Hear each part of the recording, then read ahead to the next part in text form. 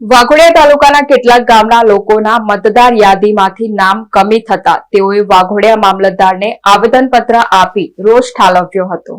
વાઘોડિયા તાલુકાના કેટલાક ગામના લોકોના મતદાર યાદીમાંથી નામ કમી થતા તેઓએ વાઘોડિયા મામલતદારને આવેદનપત્ર આપ્યું હતું। વાઘોડિયા તાલુકાના 4 થી 5 જેટલા ગામના લોકો મોટી સંખ્યામાં તાલુકા સેવા સદન ખાતે પહોંચ્યા હતા, જ્યાં તેમણે રોષ ઠાલવ્યો હતો। વાઘોડિયા તાલુકા કોંગ્રેસ પ્રમુખ નારણભાઈ પટેલ લોકો સાથે રહી મામલતદારને આવેદનપત્ર આપી એસઆઈઆરની કામગીરી સામે રોષ ઠાલવ્યો હતો। તાલુકાના ફલોડ ગામે ગેરકાયદેસર ફોર્મ નંબર 7 મુસ્લિમ વિરોધમાં ભરવામાં આવેલ છે અને તમામ મુસ્લિમોના વોટ કાપવા માટે ફોર્મ નંબર 7 કોઈ પણ વ્યક્તિએ ભરેલ છે।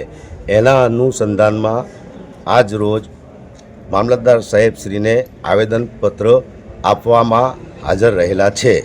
એમાં તમામ ગામના મુસ્લિમ ભાઈઓ અને સરપંચશ્રીઓ મામલતદાર સાહેબ કચેરીએ આવ્યા છે આવેદનપત્ર આપવા માટે। તો મહેરબાની કરીને મુસ્લિમ લોકોને ટાર્ગેટ કરશો નહીં। આજ રોજ વાઘોડિયા તાલુકાના ફલોડ ગામે એક કૃત્ય કરવામાં આવ્યું। બીએલઓ હેઠળ મુસ્લિમ સમાજને ડાયરેક્ટ ટાર્ગેટ કરવામાં આવ્યો કે એમના બધાના નામ કમીની એક અરજી આપેલી છે, તેના વિરુદ્ધ અમે મામલતદારને આવેદનપત્ર આપવામાં આવ્યા છે।